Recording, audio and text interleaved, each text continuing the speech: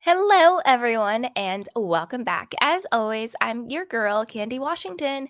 Before we dive into today's episode, which is Kyle Richards' husband, Mauricio Umansky, attempting to cover up the name of his co conspirators in his alleged $32 million real estate fraud scheme. So before we dive in, go ahead and like, subscribe, and share. So these exclusive details come directly from Radar Online. They say Mauricio Umansky pleaded with the court to prevent the names of the investors involved in his controversial $32 million mansion purchase from being released, and only Radar Online can exclusively reveal the details of his desperate bid. But luckily, I got the deets for you guys. A Los Angeles Superior Court judge recently granted a motion filed by the Dancing with the Stars hunk to seal court documents revealing the names of the investors implicated in the money-making deal. Now, did these details come directly from Mauricio? Because calling him a hunk, I don't know. I don't think he's the hottest house husband, but what do you guys think? Do you think Mauricio's hot? Put it down below. Okay. One of the angry developers in the lawsuit called it a fraud.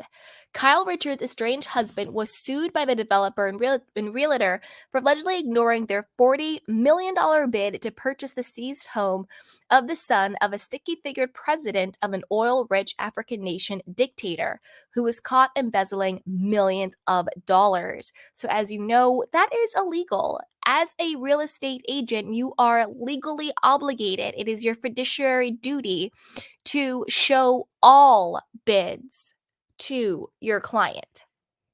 Like you literally have one job and you didn't do it. Umansky was contracted by the U.S. Department of Justice to sell the Malibu spread, but instead purchased it himself with partner Mauricio Oberfield. The duo then resold the mansion for nearly $70 million a year later, netting a tidy $37 million profit. So basically, what they did was a bait and switch.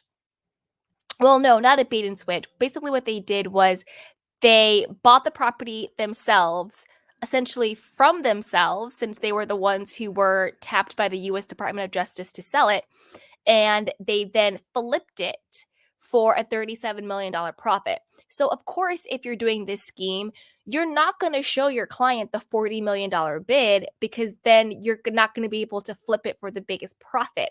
You're going to show them the smaller bids so you can make the bigger profit, right?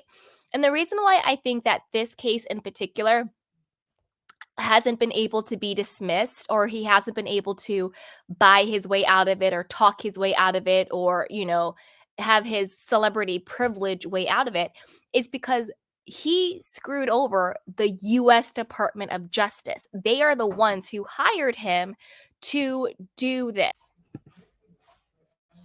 Okay.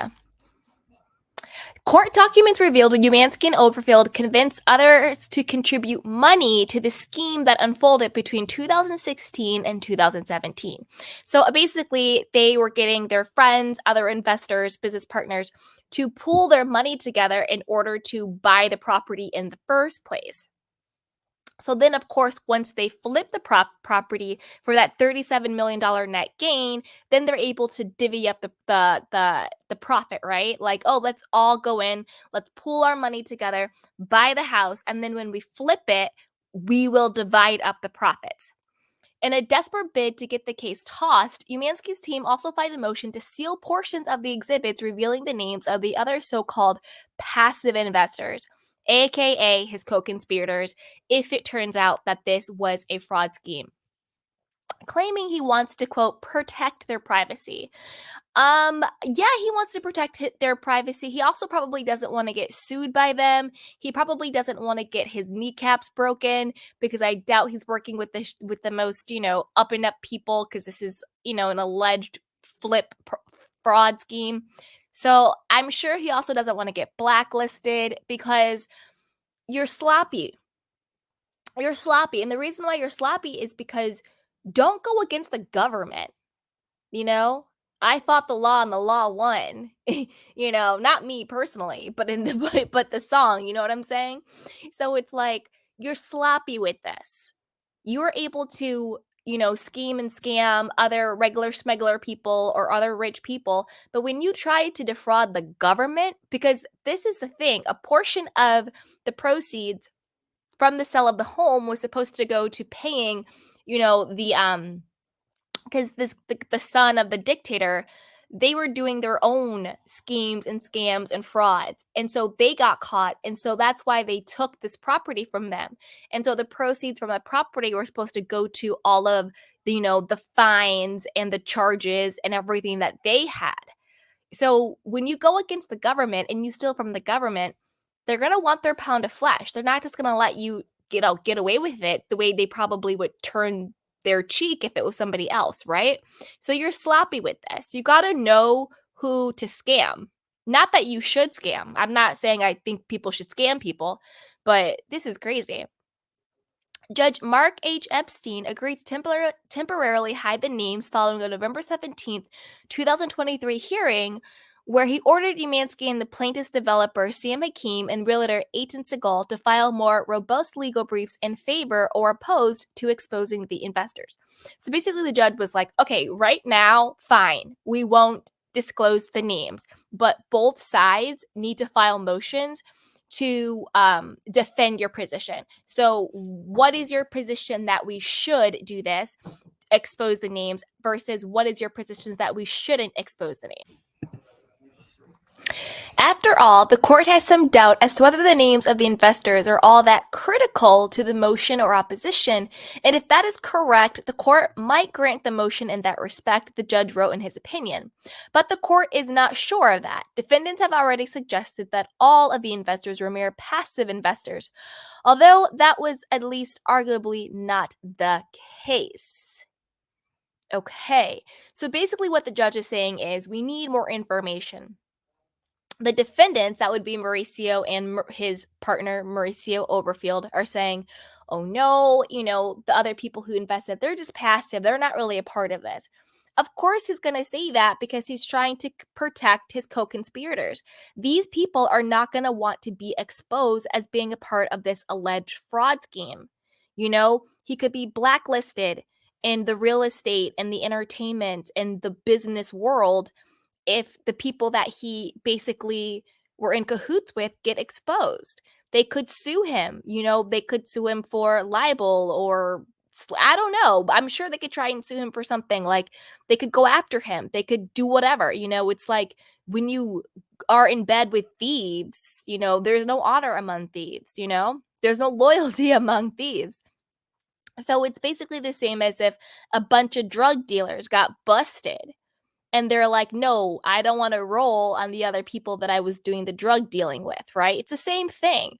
It's the same thing. It's still doing something illegal. It's still fraud. It's still horrible. To me, white collar versus non-white collar, it's basically just a way to make certain people sound better when they break the law and villainize other people when they break the law.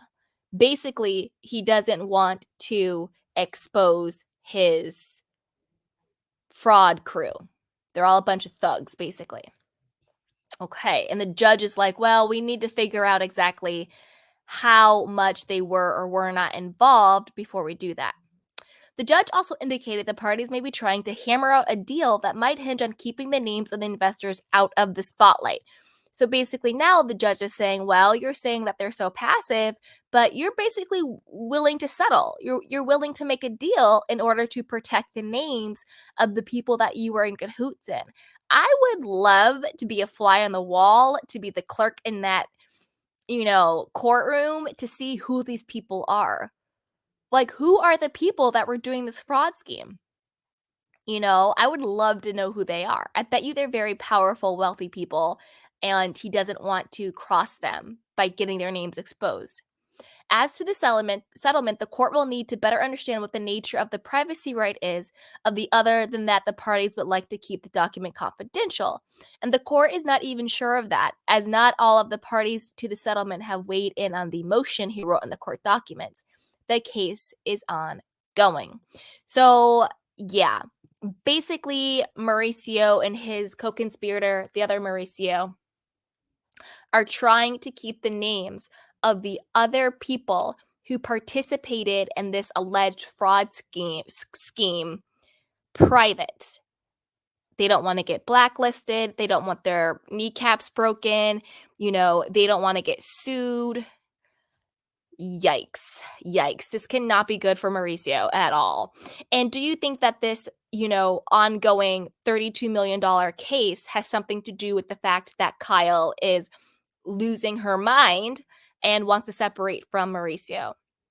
Or do you think, no, the separation has nothing to do with Mauricio basically going down in flames when it comes to this? So put it down below and let me know what you guys think. And before you do that, be sure to subscribe, like, and share. Talk to you later.